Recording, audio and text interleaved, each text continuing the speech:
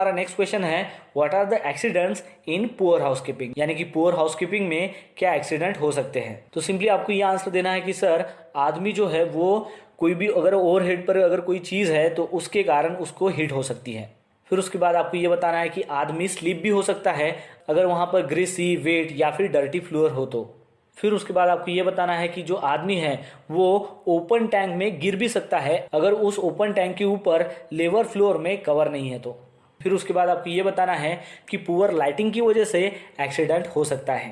फिर उसके बाद आपको ये बताना है कि फायर एक्सीडेंट भी हो सकता है अगर वहाँ पर फॉल्टी इलेक्ट्रिकल वायर हो तो ये सारे पॉइंट्स आपको बताने हैं।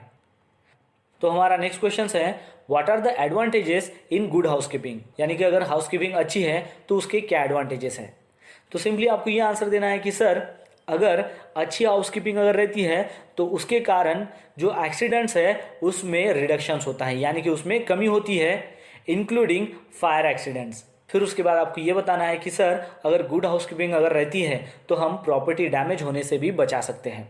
फिर उसके बाद आपको ये बताना है कि सर अगर अच्छी हाउसकीपिंग रहती है तो उसके कारण एम्प्लॉय का जो मोरल होता है वो इम्प्रूव होता है। फिर उसके बाद आपको ये बताना है कि सर अच्छी हाउसकीपिंग के कारण प्रोडक्टिविटी बेटर हो जाती है। फिर उसके बाद आपको ये बताना है कि वर्किंग एरिया जो है वो प्रेजेंटेबल हो जाता है। फिर उसके बाद आपको ये बताना है कि ह्यूमन की जो एनर्जी है वो कंजर्व हो जाती है।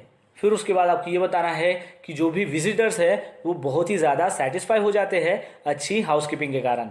और फिर उसके बाद आपको ये बताना है कि सुपरवाइजर के ऊपर जो भी बर्डन होता है वो भी रिड्यूस हो जाता है अच्छी हाउसकीपिंग के कारण। तो ये सारे जो पॉइंट्स है ये आपको बताने हैं जो एडवांटेजेस होते हैं अच्छी हाउसकीपिंग के। और हमारा नेक्स्ट क्वेश्चन है कि जो भी हैंड टूल्स होते हैं उसकी हमने केयर और मेंटेनेंस कैसे करनी चाहिए। तो उसके लिए सिंपली आपको ये आंसर देना है कि सर जो भी टूल्स होते हैं उसको साफ और कोरोजन से फ्री रखना है। फिर उसके बाद आपको ये बताना है कि जो भी टूल्स का मेटल पार्ट्स होता है उसको लाइटली ऑयल रखना है। फिर उसके बाद आपको ये बताना है कि जो भी टूल्स इस्तेमाल के नहीं है उसको सेपरेटली स्टोर करके रखना है। फिर उसके बाद आपको ये बताना है कि जो भी अच्छा वर्कर है उसे जिम्मेदारी देना है कि जो भी टूल्स है उसको रेगुलरली इंस्पेक्ट करे। और फिर उसके बाद आपको ये बताना है कि जो भी टूल्स है वो विदाउट हैंडल के जरिए आपको इस्तेमाल नहीं करना है। तो ये सारे जो पॉइंट्स है वो आपको बताने हैं। चलिए अब चलते हैं हमारे नेक्स्ट क्वेश्चंस की ओर। और हमारा नेक्स्ट क्वेश्चंस है कि जो भी पावर टूल्स का आप इस्तेमाल करते हो तो उसमें होने वाले जो एक्सीडेंट है उसको हम कैसे प्रिवेंट कर सकते हैं।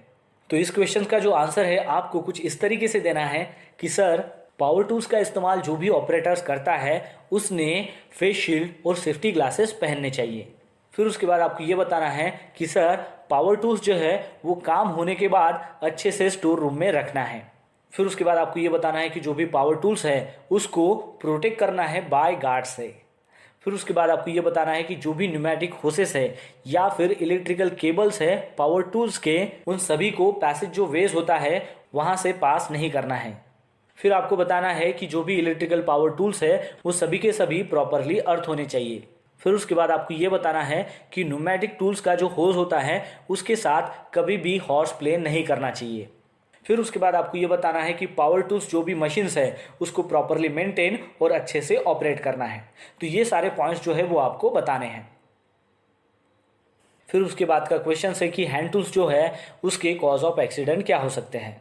तो सबसे पहला पॉइंट आपको ये बताना है कि टूल्स को अगर हम रॉन्ग वे में इस्तेमाल करते हैं तो वो कॉज ऑफ एक्सीडेंट बन सकता है। फिर उसके बाद आपको ये बताना है कि टूल्स की अगर डिफेक्टिव कंडीशन है और उस दौरान अगर आप उसका इस्तेमाल करते हो तो वो भी कॉज ऑफ एक्सीडेंट हो सकता है। फिर उसके बाद आपको ये बताना है कि राइट जॉब के लिए अगर आपने राइट टूल्स का इस्तेमाल नहीं करते हो या फिर वो करने से फेल हो जाते हो तो वो भी कॉज ऑफ एक्सीडेंट हो सकता है। फिर उसके बाद आपको ये बताना है कि जो भी टूल्स है उसको कैरी करने का जो भी वे है वो आप फॉलो नहीं करते हो और उसको रॉन्ग वे में कैरी करते हो तो वो भी कॉज ऑफ एक्सीडेंट हो सकता है। तो ये सारे जो पॉइंट्स है ये आपको बताने हैं। और हमारा नेक्स्ट क्वेश्चन है कि इलेक्ट्रिकल वर्क के दौरान कौन से प्रिकॉशंस जो है वो नेसेसरी होते हैं। तो सिंपली आपको ये आंसर देना है कि सर ओनली जो कॉम्पिटेंट पर्सन्स होता है वही जो है वो इलेक्ट्रिकल इक्विपमेंट को हैंडल कर सकता है। फिर उसके बाद आपको ये बताना है कि जितने भी इलेक्ट्रिकल इक्विपमेंट्स है वो सभी के सभी प्रॉपरली अर्थ होने चाहिए। फिर उसके बाद आपको ये बताना है कि जितने भी टेम्पररी इलेक्ट्रिकल लाइंस है वो सारी की सारी आदमी की जितनी हाइट है उससे ज़्यादा हाइट पर होनी चाहिए। फिर उसके बाद आपको ये बताना है कि इलेक्ट्रिकल केबल जितने भी हैं वो कम्प्लीटली इंसुलेटेड होने चाहिए। फिर उसके बाद आपको ये बताना है कि जितने भी इलेक्ट्रिकल केबल है उनमें कोई भी जॉइंट्स नहीं होना चाहिए। फिर उसके बाद आपको ये बताना है कि एक पॉइंट के लिए एक ही कनेक्शन होना चाहिए। फिर उसके बाद आपको ये बताना है कि जहाँ पर भी इलेक्ट्रिकल वर्क होता है वहाँ पर अच्छी हाउसकीपिंग होनी चाहिए।